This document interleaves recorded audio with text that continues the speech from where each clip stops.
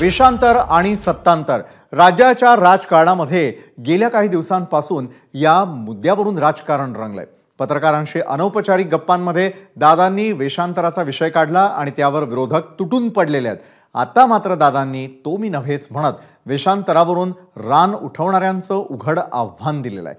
पाहूयात याबद्दलचा आमचा हा स्पेशल रिपोर्ट। अजित पवार वेश बदलून दिल्लीला जायचे।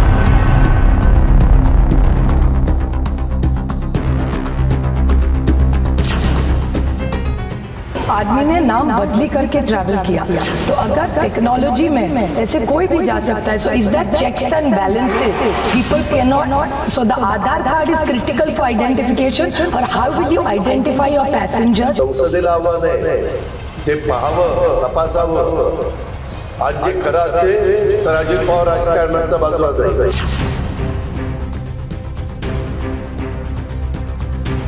मुंबई आणि दिल्ली एअरपोर्टची चौकशी झाली पाहिजे, एअरलाईनची चौकशी झाली पाहिजे।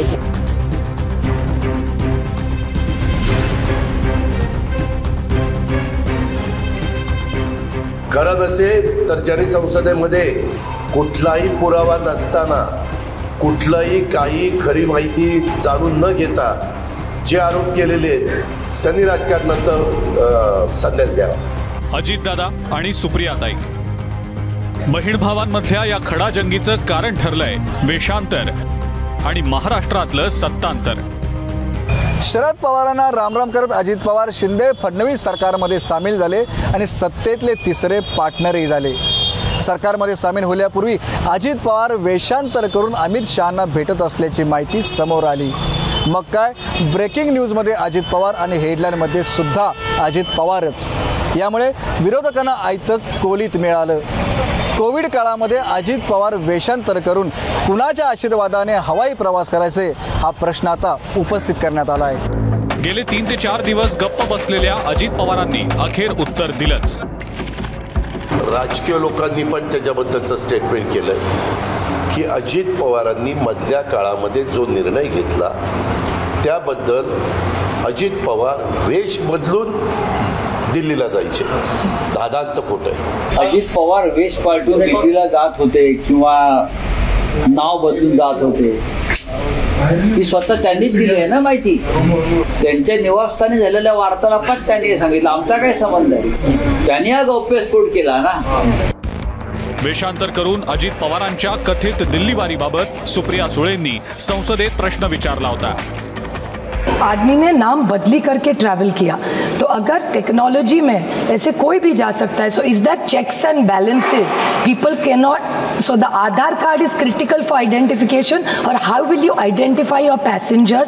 So does the name has to match the I card? What is the technology available, और is it a face identity? Complete clarity, because it's a very alarming national security issue which has happened at Delhi and Bombay.